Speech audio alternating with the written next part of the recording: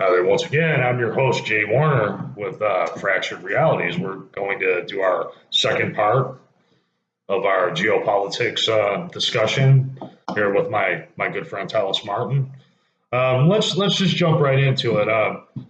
The media and the media's effect on society and politics. I mean, let me hear your take on that. Um, Both. So we've gotten to the point where media has a side. You have CNN, and then Fox. Those are the two worst either direction.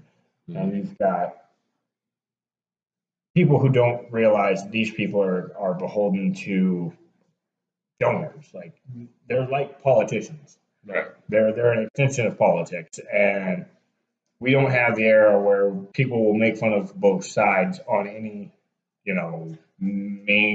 mainstream media. Mhm. Everyone like the whole hashtag fake news is like, well, there's a difference between fake news and incorrect news or badly reported news. And a lot of it, like what is it, Occam's razor? When what is it? I can't remember off the top of my head now. But anyway, and when you can ascribe malicious intent, most often it's incompetence or some crap along those lines. That'll come to me later. But most people on both sides ascribe malicious intent to either side, and I think it's more of incompetence on both sides and inability to adjust to actually be, where they should be, centered. They shouldn't be, oh, this is a left-wing news media. Like the fact that we have that, a left and a right-wing news media, means that there's a big void in the middle that they're missing. Right. Exactly. And I mean, they report it from one side or the other. That's why a lot of times when I catch my news, I catch things off like Rebel Media from Canada or off of RT News from Russia or, sometimes even Al Jazeera or BBC, even though I think they definitely have The their BBC agendas. has some leanings, but usually their international shit's pretty good. Right. But Yeah. their local crap is Oh, yeah. exactly that. Oh, yeah, exactly. Never say the word Arabic or Islamist whatsoever. And like it's ridiculous. Like, I mean, it's the British Broadcasting Company or corporation, whatever the heck it is. But anyway, the way that they do things is it's the government. It's literally a government-run news agency. Right.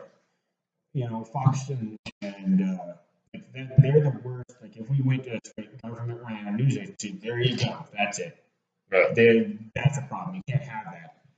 And you also can't have like Fox and CNN, how they're such polar opposites. I think it's CNN. Mm-hmm. Yeah, CNN or MSNBC, sort of, two sides of the same coin. Yeah, but they're like they're the system or the symptom of the system of like the dang, now I'm trying to think. Basically, any sort of news media that can take advertising. Right. So, like the free market news media, just we're going to give you money from the government, do what you want with it, or go get money from subsidized subsidies. And personally, subsidized news media. Basically, that's what what I think is I believe that like Fox News and CNN, two sides of the same coin.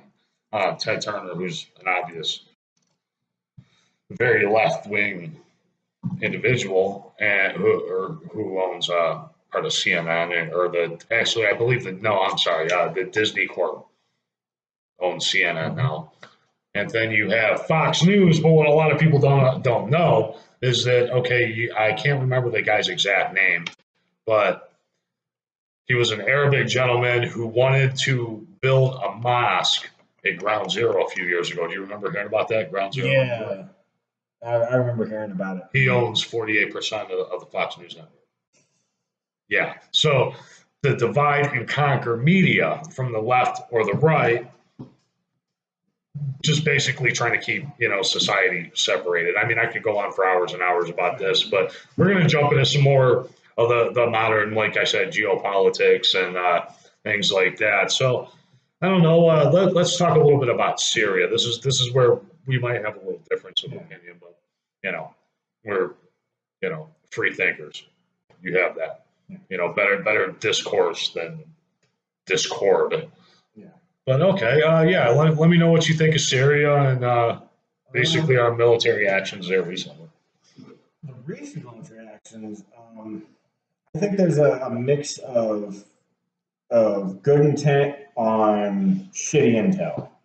I think because that's how all the Middle East is it's good intentions carried out on shitty intel. I mean, it took us over a decade to catch Bin Laden, and he was in a freaking allied nation. Right. I mean, yeah, there's conspiracies that it wasn't actually him, and I've heard him. Yeah. Then there's also a lot of people claiming he was actually a CIA agent. Well, he was. He was trained by the CIA to fight the Russians. No, I mean an actual CIA agent, like the actual Osama bin Laden wasn't even him. Maybe he was an actor playing a part, especially in those videos. Which the man that you saw in the videos definitely, to me, did not look like somebody who's dying of dialysis. And how is somebody hiding cave systems for 12 years when they have to have a dialysis machine hooked up to them? So the whole bin Laden thing, my grandpa survived almost a decade, and he was supposed to be on dialysis, and he refused to for almost a decade, and they finally went on it. I mean, it's possible if you're not, if you're actually taking care of yourself and stuff like that, and like, I don't think it was as bad as people want to say, like, oh, he's horribly, or in need of medical attention all the time and stuff like that. And it's just like, well, you got to think about how many thousands of doctors we have trained in our country and then sent back over there. Well, yeah, I mean, there was a whole support system from the CIA and from the MI5 for the Mujahideen, was what they called it before they became that. Of course, they have all this funding and millions of dollars, and Russia pulls out, so they turn their swords and sabers towards us. But and see, I don't think it was. I think a lot of things happened between the time of them fighting the Russians and then Al Qaeda coming after us. I think there was a lot of shit that happened in the background. Like everyone says it's unprovoked, but internal strife that happened within them. There was actually a red-headed cleric that owned them, or that ran. Yeah, was their leader, blind red-haired cleric, and at the time, Osama bin Laden. This is the official story anyway. Osama bin Laden was their finance minister. He was in charge of gaining money because the bin Laden family had a lot of money. But he turned on him, and that guy was actually assassinated in Medea. So, I mean, it all depends. I mean, that's the official story. And I think there was a lot of infighting, and I think there was a lot of things. Like, I think the CIA, because we don't know all the shit that the CIA pulled. I think it might, I mean, let's gain a reason. The CIA fucked up when they gave them all that money and they got all that training, and then they let them loose. And then the local political problems that came about from it, just with the bin Laden, and then you had what the hell? Now I can't even remember what leader of Iraq, Saddam. Hussein, yeah. So and the Saddam issue, like there's a lot behind that. Like aside from funding Al Qaeda openly and him trying to change from the U.S. dollar to the gold dinar. Right. Exactly.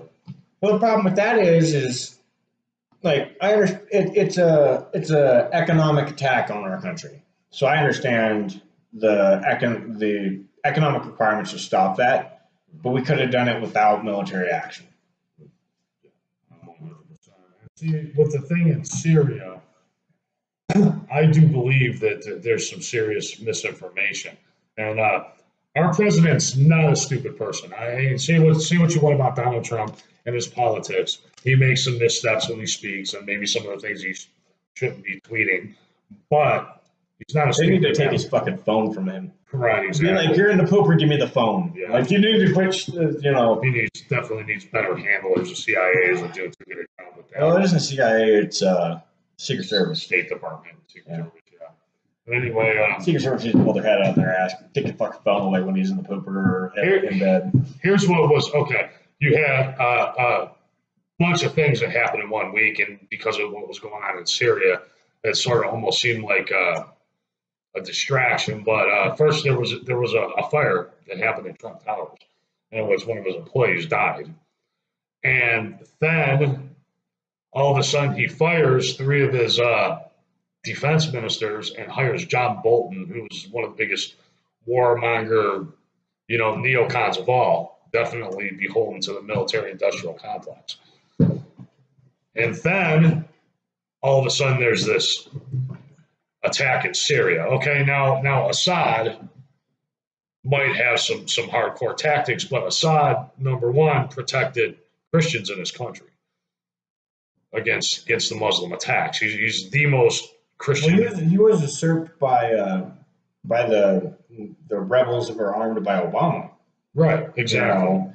Like and I hate to put this on him, but it's on him and Hillary Clinton. Like, that was his Secretary of State. Like, and John McCain as well. Let's not forget the old warmonger himself. But I mean, Assad, along with the Russian forces, had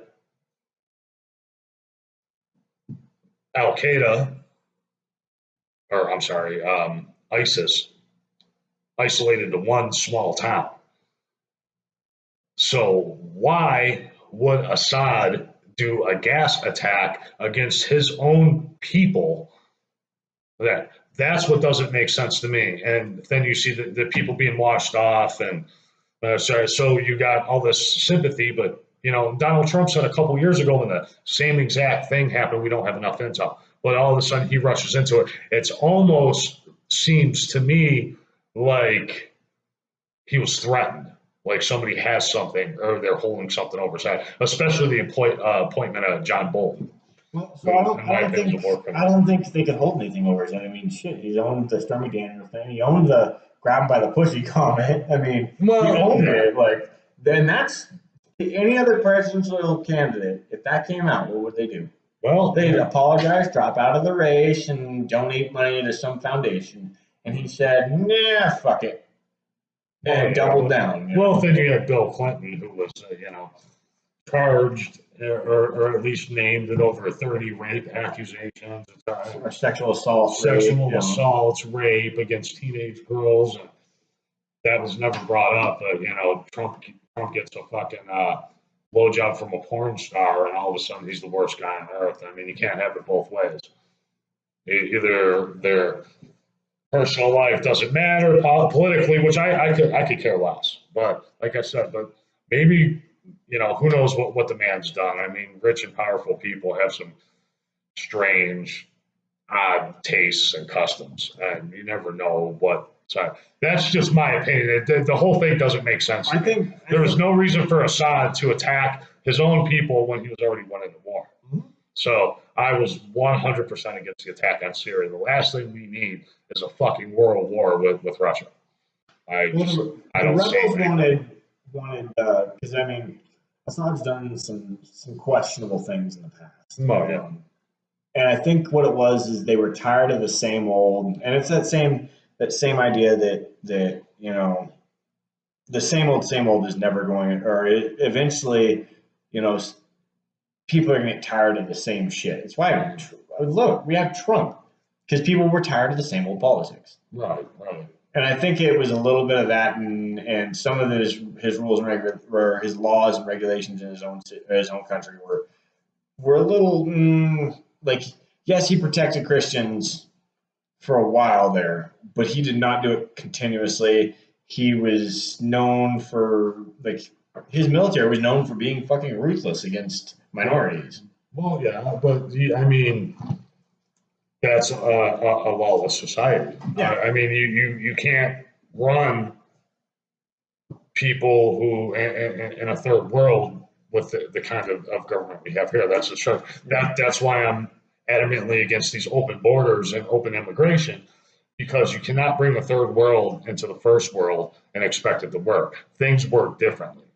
It's rule by force. You know, it's Yeah. Like all my friends are like, "Oh, we don't need a wall down." This is kind of a segue into that thought or out of that thought.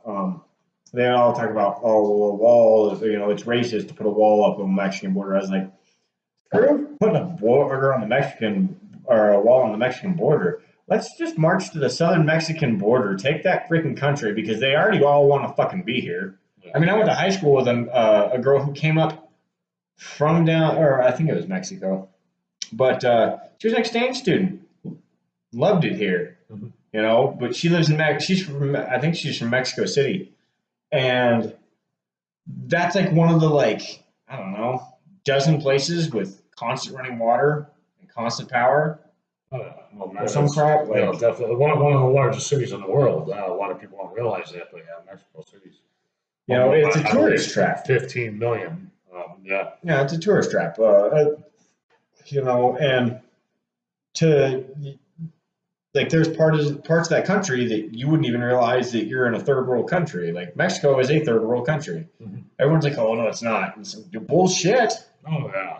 I mean, we have running water and power literally all over our country. Yeah, I mean, you are hard pressed to find more than a 500-acre spot other than wilderness that doesn't have power. Most people's impressions of Mexico come from trips to Tijuana or Cancun, where basically Touristville, but it drive 40, 50 miles in any direction around those, and it's a fucking good luck. Squalor. Good luck.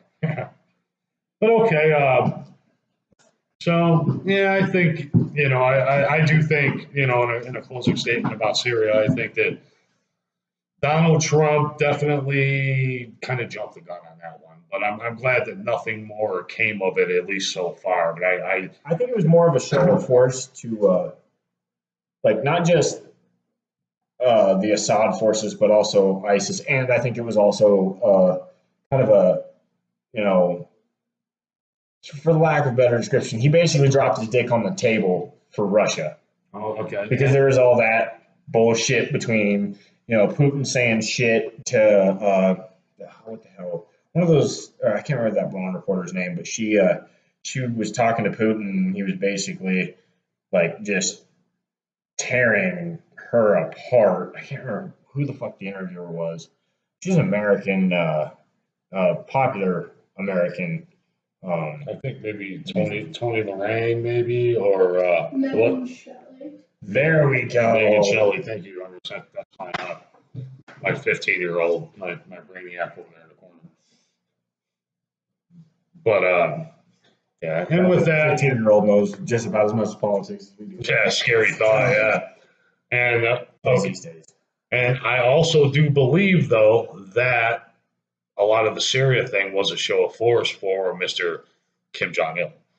Yeah. Okay, and so I mean, what are your thoughts on Korea? Do you think that was a big thing for Trump, or do you think that it was just a convenient thing, or from all the statements coming from the South Korean president, Trump was involved in it, and that these types of talks would not have happened if Trump had not been willing to come to the table. Just that everyone was like, "Oh, well, if you legitimize his regime, and you're just doing bad things," and they're running their fucking mouths, and then he legitimizes their regime, and now we're looking at peace talks, at an actual peace treaty, not just an armistice, because people forget the Korean War is still active until South and North Korea and the United States sign a treaty, because. And now you have the six-party talks also with China and Japan and Russia. Yeah, because they were all involved, and for whatever diplomatic reasons, if this were to go down, and a lot of people they joke that Trump should be up for the Peace Prize. From the way it sounds, his direct involvement and his willingness to come to the table is the reason that this is happening. Now, I'm not a Trump person. I didn't vote for him. I didn't like him in the election. I was looking at third party or one of the polls or possibly Cruz, but I ended up voting third party. So, you know, but I can sit back and go, hey, this dude's done a lot of good. Yeah, like I said, it on the surface it looks like a victory for him. And you know, if there's peace in the world, especially a region that's been at war for 60 years, that's a fucking win for the planet, for humanity. So regardless of whether Trump was directly responsible or not, 70 years. oh yeah, Yeah, 70, yeah. 70 years. That fucking. My grandfather fought in that war. He was on Hamburger Hill. Like my grandfather, who passed away a couple years ago, was at Hamburger Hill. You know, and if he was alive, like even when he was alive, we'd have talks about, you know, when he was in Korea and stuff. And he's like, eventually they'll grow up, and I think that's what it is. And I also think it's kind of an extension of Kim Jong Il being like, well, I'm not my father. I think he wants to be more like his grandfather, who was a more moderate, actually trying to end that before he was, you know, deposed. So that's what I believe. But a lot of people think that Trump ended it, but he ended it in an inadvertent kind of way, because a lot of what I've been told, and which may be misinformation, and like I said, you have to kind of weed through and find your own truth from all sides, but that he was all the sanctions, you know, starving out, you know, North Korea, and South Korea had tried to come to the table, but at several times and at several points, it was almost like sanctions were put against South Korea too, not to have talks. Like they didn't want them to become, you know, a unified nation. But when they had the last Six Nation talks, South Korea fucking pulled their ace in the hole and said, guess what? You know, they walked up and they shook hands. So Trump took it as a victory. It looked good for him. It looked good for the country. So we won on all nations, but not necessarily Trump's good intents, but maybe even his bad intents, you know, ended up in the war. So I attribute it more to him. So, in politics, if your ally is your enemy that you're closer to and you have to deal with more, we're willing to come to the table to come to an agreement. That, if I was the South Korean president and I heard that, I would then go to North Korea and be like, hey, let's have talks. Because we're neighbors and this shit's getting out of fucking hand. Why let the rest of the world make our decisions for us? Let's hash it out. Let's be adults about it. And they were, and it was, it's a beautiful thing. Yeah. It's great. It'll be nice to have, you know, one more area of the world not trying to kill each other. I mean, fucking the Middle East is fucking burning itself to the ground right now. The South fucking Eastern, look at Israel. God. That's another podcast. Oh yeah. We can go into Israel and Zionism for I'm just on the current bullshit. Oh yeah, we'll do that one another time. Yeah. Oh yeah, we got about 5 or 6 minutes. Okay, so what do you think about, you know, other than, you know, what we've already discussed? I mean, what would you say? Let's put a percentage on it, on Trump's promises versus what Trump's done, what he hasn't done. If you had to grade him on a scale of 1 to 100, what would you give him at this point? I'd give him probably a 70, 75. Yeah, a good C. Yeah. You know, I mean, he's not up there doing perfect, because if he'd well, you know, with a bunch of neocons and a bunch of liberals fighting against them, you know, both parties, it's kind of hard. Well, so, he's got that you know, that reputation of being an asshole, and I don't think he realized how similar to politicians he actually is. They're all assholes. Yeah. Oh fuck, the ones in this state are I'm a real cowboy. Look at my gun rack. Yeah, except for he's only got half a hand. So yeah. Well, how'd you do that, John? You dumb shit. Oh yeah, and I saw that freaking veteran ad. That kid's a punk. Yeah. Oh. Okay, so let's see. My view on it, I'm going to give him about 65%.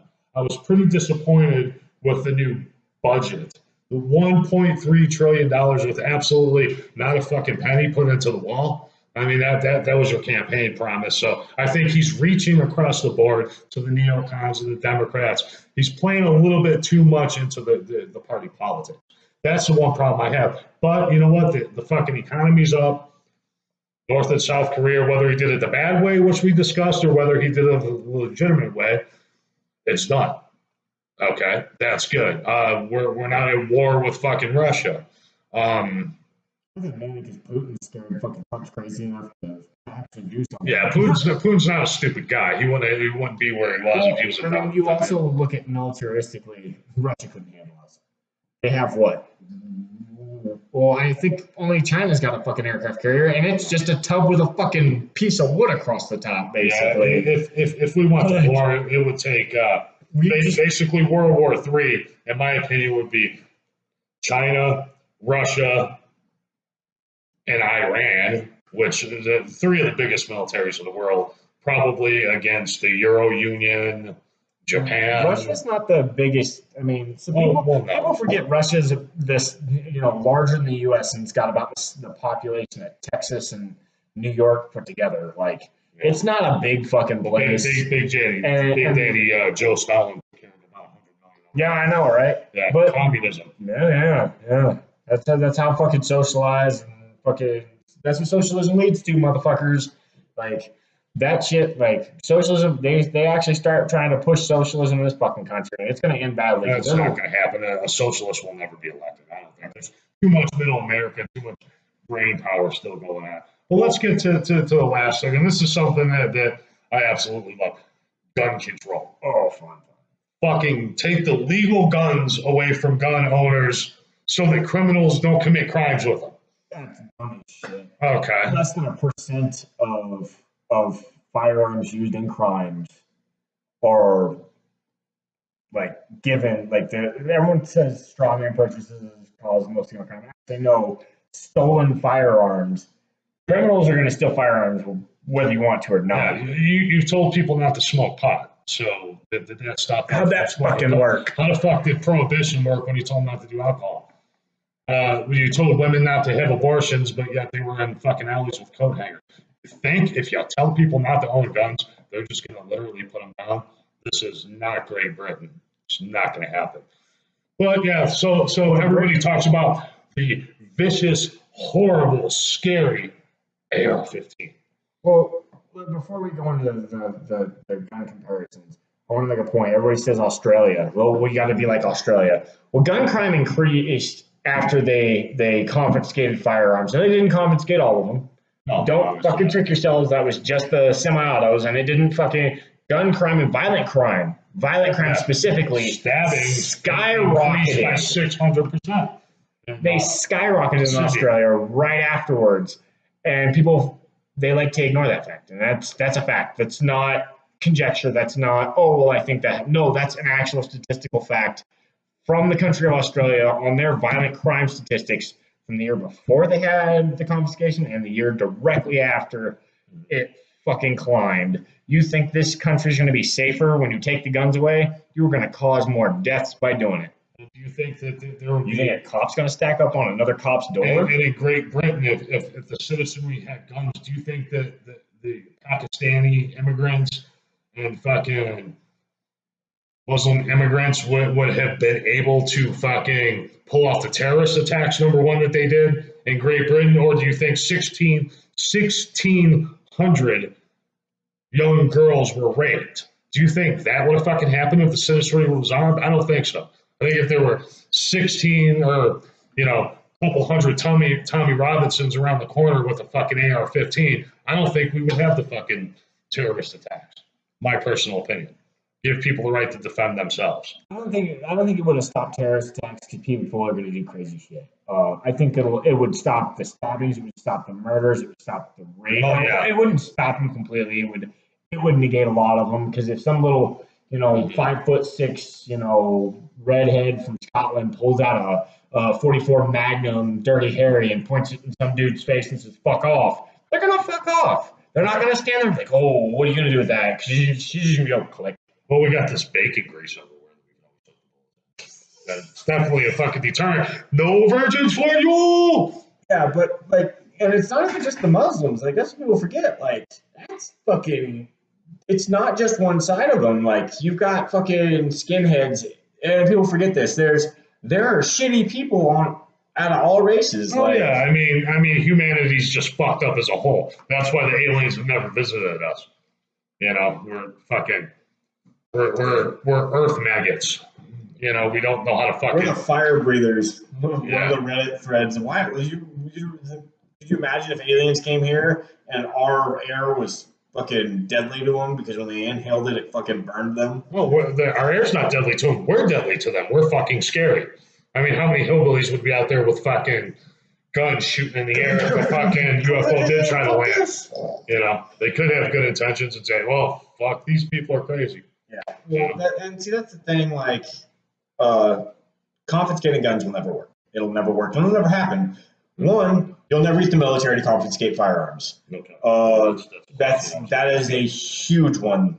You'll never be able to get the military to do it because most of these boys, that's what people don't get. The military is only 3 million people. There are 20 million veterans my age, between the ages of 18, well, 24, which is usually after you've done your tour, to like 35, hell, even up to 55. I think there's about 20 million U.S. veterans, and I think a good quarter of them or like a quarter or an eighth of them are combat veterans.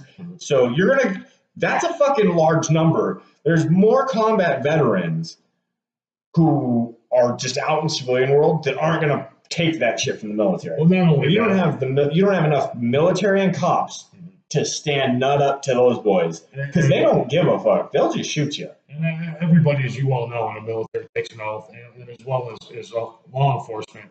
And I've spoken to a lot of them. I'm not going to mention any names, but a lot of them have said that even though they are active duty, they will never go fucking door to door and confiscate weapons.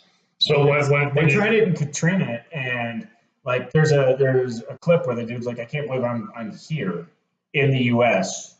patrolling streets with an AR and disarming people that we find. Like, this is insane. Right. So the problem is they were disarming old fucking fat dudes with their hunting rifles because they were afraid they were going to start shooting people. Well, the problem is when they disarmed motherfuckers in New Orleans, all the fucking criminals came back in before fucking normal people came back in, took over. Like, New Orleans is still a fucking shit show. If you haven't been by New Orleans and you live anywhere near it, fucking take a drive down any fucking street that was affected by fucking Katrina, and it is still a goddamn disaster. You can still get jobs down there tearing down houses. That's on your fucking state.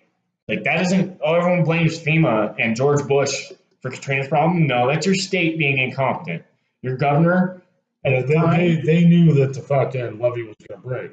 Fuck, Led Zeppelin sung a song about the fucking thing back in the 1960s, if I recall right. Anyway, as far as the gun control issue goes, now everybody talks about scary guns. So we decided to put together some visual effects here. Okay, let's just pull these out here. Okay. Now you talk about number one, police who are out to go out and murder people. Okay, let's do a little size. Okay, that's 9 mm. Yeah, that's a 9 mm. That's what most of the big city police departments have. Yeah, that's a 9 mm shot. This is what they used to carry. This is the old 38. No, actually, that's a 357. Which would, if it was a 38, it would have been notched down a little bit. They're not made to be necessarily lethal rounds, but this is a 38 special. Now, if you compare them, it's basically the same round with just a power load. They're a little 357 is a little skinnier. Oh, hello, I'm dropping stuff on. So this 357 is a little skinnier, not by much. A little lighter or a little heavier load than the 38 special. Now you compare these two to this little thing. This is a 9. This is what most people carry. This is your most concealable. This and what's known as a 40 short and wimpy, which is considerably thicker and a little taller. You know, these are your two most likely that you're going to have someone conceal carry on. Okay, and then we talk about the evil, rotten, horrible AR-15s that just jump out of people's closets and fucking do mass shootings. Now, this is an AR-15 round. This is that 357 round. Yeah, slightly bigger than a handgun load. Then we have a very popular hunting load. This is a 30-30 round. Okay, you can see like the size comparison. That's a lot. And there's also many other legal hunting rounds. Let's pop out the big boy and show them. So this is a 280 Remington, and that is your 223 5.56. Right. This designed to kill deer. Depends on your state. Sometimes per your state, these tips are illegal. You have to use what's known as a soft tip or hunting tip, which is this. You know, these things will reach out hundreds of yards. Right. Exactly. And no problem with this. These are legal hunting rifles, and you don't hear about hunters going out and losing their minds and shooting a bunch of people. But you have, little round, not too much bigger. That's the AR-15. It's a 45 to 55 grain, 22 caliber round. That's all it is. Right. It's slammed into a 30 cal, or heck, I don't even know what the casing on those are. Hell, the casing. Yeah, 5.56. Not even as big. It's basically a notched up 22 round. Yeah, it's just in a bigger casing. Yeah. So I mean, it flies faster. So when the media tells you that, and an AR-15 is not an M4. That fucking veterans commercial, fuck that bullshit. We did not fucking carry AR-15s in war. An AR-15 has 2 cycles to it: safe, single fire. M4 has a 3rd fire, which I think it's the burst fire. Yeah, the burst, which isn't even fully automatic. Yeah, everyone's like, "Oh, fully automatic." Oh. So and criminals will be able to get a hold of these guns, whether you have them or not. Most of the gun crimes have been done with guns that were purchased on the black market. They'll still be on the black market if you buy them. Just like people are still able to get alcohol during prohibition. People still get cocaine and heroin now. Yeah, well, there's a decent statistic showing that some of the guns that are used in crimes aren't even they're custom milled. Yeah. These are guys who you can make a single shotgun out of 2 pieces of lead pipe, of nail, and all you gotta do is grab and go boom, and it fires. Yeah, a Mexican toothpick. And I mean, so I don't. If you think that guns are bad, that's fine. You're entitled to your view. But I just want to educate you a little bit on the rounds. So every time that you hear the dreaded AR-15, you understand that this isn't necessarily a very lethal, scary round. So this is my pinky, and this is the round, the big one. Mm-hmm. Pinky finger. That's a 223 5.56. I can hide it behind my pinky. It is less than, it's about half, a little less than half the size of my pinky from knuckle up. Like, that's not a big round. Like, this is what we shoot deer with. You're worried about a little piss 55 grain bullet. I'm building what's called a 224 Valkyrie, and it dwarfs this. It's double the size of the round and a bigger casing. It's this round stuffed in the casing about this big. Yeah. And it's for hunting. Everyone says the AR-15 is a weapon of war. No, it's not. It's a freaking gun platform. Look at the Mini 14. It's a semi-light 15.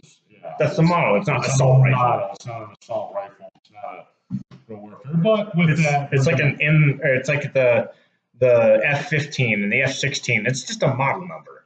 It's a different model number. Freaking the Mini 14 or the M14 is. I guess we are going to have our boogeyman, and if we can't have anybody physical left, we have to have a piece of machine metal. Yeah. Gotta be scared of a piece of metal, and it's just like, Well, okay. Well, I think we're gonna get here and wrap it up. We might have won a little bit of time there. Oh, that's okay. That's okay. We'll get her in. But anyway, I want to thank you once again for coming out, Yeah. man. And anytime I'd like to do this, we'll sit here and chop up. Something interesting happens in the news, we'll shoot some views on it. And I just want to say to everybody out there, stay awake, stay alert. Don't believe everything you hear. Don't believe the fucking propaganda, and don't believe the hype.